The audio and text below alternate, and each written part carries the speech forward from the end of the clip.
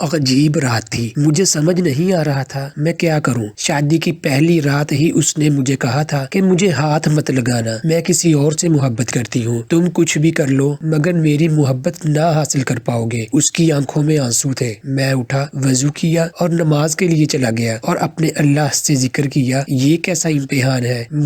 مجھے ڈر تھا اگر یہ صبح گھر گئی اور واپس نہ آئی تو میری عزت کا کیا ہوگا۔ یہ گھر میں یہ نہ کہہ دے کہ یہ نامرد ہے۔ ایک بار تو سوچا کہ زبردستی کرتا ہوں، گناہ نہیں، میری نکاح میں ہے، مگر دل نہیں مانا۔ میں نے اس سے بات کرنا چاہی مگر دل نہیں مانا میرا کہ میں اس کی منت کروں۔ میں سو گیا۔ اگر اسے کسی اور سے محبت تھی تو نکاح کے لیے ہاں ہی نہ کرتی یا مجھے ہی بتا دیتی، میں اس سے رشتہ ختم کر دیتا، میری زندگی برباد تو نہ ہوتی۔ میں شادی پر ساری جمع پونچی لگا چکا تھا۔ صبح وہ اپنے گھر چلی گئی، کوئی بات نہیں ہوئی۔ 3 دن تک کوئی ہلچل نہیں ہوئی۔ 3 دن بعد اس کی امی کی کال آئی تو میں لینے چلا گیا۔ میں نے وہاں بھی کوئی بات نہیں کی۔ وہ رات کو فون پر کسی سے باتیں کرتی تھی۔ میں نے پوچھا تک نہیں۔ میں نے اس سارے وقت میں بس ایک بار پوچھا تھا کہ طلاق چاہیے؟ اس نے کہا نہیں۔ اس کا فون پر جو عشق تھا اس کا مجھے کوئی مطلب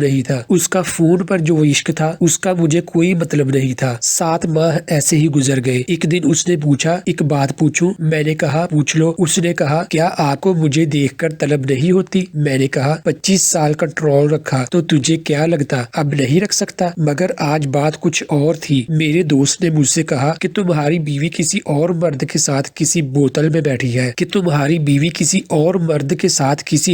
بیٹھی تھی۔ مجھے آج اس پر غصہ آ رہا تھا۔ میں نے اس کی عزت رکھی، اس نے میری عزت نہ رکھی۔ میں گھر کی طرف چل دیا، اس کو آواز دی اور ایک ایسا زوردار تھپڑ مارا کہ میری انگلیاں اس کے منہ پر چھپ گئی۔ اس کو کہا اب تم اپنے گھر جاؤ اور آج سے میری طرف سے آزاد ہو۔ طلاق چاہیے ہو تو کہہ دینا، مگر میرے ساتھ میرے گھر میں نہیں رہ سکتی۔ وہ عورت آج بھی اپنے گھر ہے، طلاق نہیں مانگی اس نے۔ جس کے عشق میں وہ پاگل تھی اس نے اس کو اپنایا ہی نہیں اور بھاگ گیا۔ ایک دن روتی ہوئی اس کی کال آئی تھی کہ مجھے اپنے نام سے محروم نہ کرنا، بس پہلے ہی مجھے اپنے پاس جگہ نہ دو لیکن طلاق مت دے